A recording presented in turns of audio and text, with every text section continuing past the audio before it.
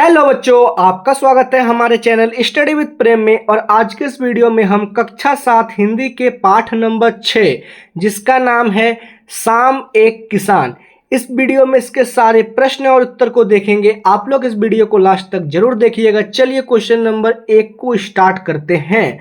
तो question number 1 क्या है? तो ये जो क्वेश्चन थोड़ा बड़ा सा है, आप लोग इस पहले क्वेश्चन को पढ़िए। तो क्वेश्चन क्या है? इस कविता में शाम के दृश्यों को किसान के रूप में दिखाया गया है। यह एक रूपक है। इसके बनने के लिए 5 एक रूपताओं को ऐसे जोड़ी बनाओ जिसे उपमा कहते हैं। पहली एक रूपता आकाश और साफे में दिखाई देते हुए कविता। आकाश का साफा वाक्यांश है। इसी तरह तीसरी एक रूपता नदी और चादर में दिखाई गई है, मानो नदी सी चादर हो। अब आप तीसरी चौथी पांचवी अब आप दूसरी चौथी और पांचवी एक रूपताओं को पूरा खोज कर लिखिए। ठीक है, तो ये क्वेश्चन क्या कहने चाह रहा है पहले मैं आपको ये समझा देता हूँ। ठीक है, तो ये जो क्वेश्चन है इसमें हमें उपमा को ढूंढने के लिए बताया गया है। उपमा को हमें पता लगाना है। तो उपमा क्या होता है? एक प्रकार का अलंकार होता है। अलंकार अब क्या होता है? जो अलंकार होता है वो किसी भी कविता के लाइन को सुंदर सजाने के लिए उपमा या रूपक अलंकार का प्रयोग किया जाता है। ठीक है, तो यहाँ पर यहाँ पर 5 वाक्य दिए हुए हैं। इन 5 वाक्यों में से 2, जैसे कि एक जो पहला वाक्य है, और पहला और तीसरे वाक्य का अर्थ तो हमें समझा दिया गया है। तो ये पहला और तीसरा वाक्य क्या क्या है?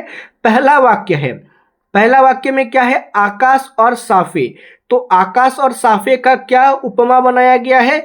तो आकाश का साफा। तो ये क्या हो गया? एक वाक्यांश हो गया जो एक उपमा भी बन गया। फिर उसी प्रकार तीसरे वाक्य में क्या है? नदी और चादर। तो नदी और चादर को भी जो है क्या उपमा बना दिया गया है इसमें? तो नदी सी चादर हो। तो ये उपमा बन गया है। एक रूपताओं को खोजकर लिखना है। तो हम लोग क्या लिखेंगे? ये हो गया आपका 2 नंबर का, ये हो गया आपका 4 नंबर का, और ये हो गया आपका 5 नंबर का। ठीक है, तो क्या होगा इसका आंसर 1 नंबर का? तो 1 नंबर का आंसर होगा सूरज की लालिमा, जंगल की अंगीठी और भेड़ों के गल्ले सा। तो ये हो गया आपका जो 2 बता दिए गए थे पहले। अब ये 3 4 5। ठीक है, क्लियर है? समझ चुके हैं आप लोग? कोई दिक्कत समस्या परेशानी नहीं है। फिर प्रश्न संख्या 2 क्या है? प्रश्न संख्या 2 है, शाम का दृश्य अपने घर की छत या खिड़की से देखकर बताइए। तो जो शाम का दृश्य होता है ना, जैसे ही सूरज ढलना शुरू कर देता है और दिन समाप्त होने लगता है, उसको शाम कहते हैं। शाम का दृश्य को हमें अपने घर के छत या खिड़की से देखकर इन सभी क्वेश्चन का आंसर देना है। ठीक है, तो कौन नंबर का प्रश्न क्या है? शाम कब से शुरू हुआ? तो जो शाम है वो शुरू कब से होता है? तो इसका उत्तर लिखेंगे जब सूरज का पश्चिम में डूबना शुरू हुआ तब से शाम शुरू हो गया। तो पहले बताइए सूरज उगता किस ओर से है? तो सूरज आपका उगता है पूरब से, डूबता किधर है? पश्चिम की ओर। पूरब से उठता है और पश्चिम में डूबता है।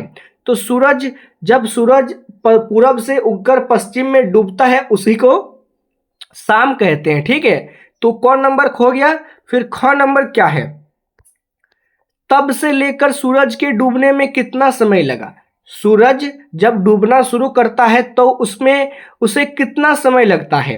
तो तब से सूरज को लगभग 1 से 1.5 घंटा समय लगा। मतलब सूरज को डूबना पूरी तरह से 1 से 1.5 घंटे का समय लगता है सूरज को डूबने में, और तभी शाम हो जाती है। ठीक है, फिर ग नंबर क्या है? इस बीच आसमान में क्या क्या परिवर्तन हुआ? तो देखिए दोपहर का समय था, दोपहर के समय से जब शाम का समय होगा तो कुछ तो परिवर्तन होगा ना। तो उस समय आसमान में क्या क्या परिवर्तन होता है शाम होने से पहले? इसका उत्तर लिखेंगे इस बीच आसमान में बहुत से परिवर्तन आए। जैसे आसमान सफेद से नारंगी हो गया। दोपहर में देखिएगा तो आसमान कैसे होगा? तो सफेद रंग का होगा। और शाम के समय आसमान कैसे हो जाता है? तो पूरी तरह से नारंगी हो जाता है। नारंगी से फिर लाल हो गया। नारंगी से कैसे हो जाता है? फिर लाल हो जाता है। फिर लाल से सलेटी हो गया। लाल से अर्थात थोड़ा थोड़ा जो है काला होने शुरू हो जाता है। फिर सलेटी से धीरे धीरे कालापन की ओर बढ़ती हुई काला हो गया और रात में बदल गया। पहले क्या हुआ? पहले आसमान सफेद था, सफेद से हो गया नारंगी, सफेद से क्या हो गया नारंगी, नारंगी से फिर क्या हो जाता है, नारंगी से पूरी तरह लाल हो जाता है, फिर लाल से हो जाता है आपका सलेटी, और सलेटी से क्या हो जाता है, सलेटी से हो जाता है पूरी तरह काला। ठीक है, तो ये गौ नंबर का उत्तर हो गया। और 2 नंबर का जो प्रश्न था उसके उत्तर को हम लोग यहाँ पर लिख चुके हैं, आपको भी बिल्कुल इसी तरह अपने कॉपी में और एग्जाम में लिखना है। ठीक है, जिससे आपको पूरे में पूरे नंबर मिले।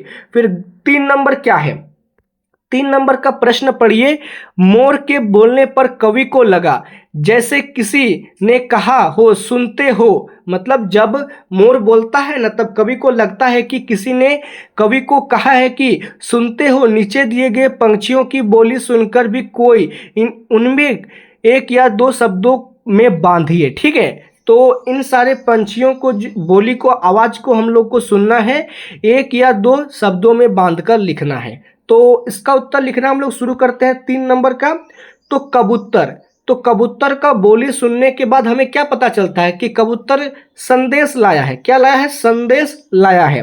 फिर कौवा, तो कौवा का क्या अर्थ होता है, कौवा का बोली सुनकर हमें क्या पता चलता है कि मेहमान आने का संदेश लाया है। ठीक है, फिर है मैना, तो मैना क्या होता है, सुंदर गीत सुनो। ठीक है, फिर है तोता, किसी के आने का संदेश लाया, तो किसी के आने का संदेश कौन लाता है, तो तोता। ठीक है, फिर चील, ऊपर की ओर देखो, देखिए जो चील है ना बहुत जोर से हल्ला करता है। ठीक है, बहुत जोर से आवाज लगाता है, और जब चील का आवाज आता है तो देखिएगा कि ज्यादातर लोग ऊपर देखना शुरू करते हैं, इसलिए चील का क्या उदाहरण दिया गया है, ऊपर की ओर देखो। फिर क्या है, हंस, तो हंस का क्या हो जाएगा, मोती चुनो, हंस का क्या हो जाएगा, मोती चुनो। तो क्वेश्चन नंबर 3 में जिस प्रकार प्रश्न पूछा गया था हम लोगों से, उसी प्रकार बिल्कुल सरल आसान शब्दों में हम लोग इसका उत्तर देख चुके हैं।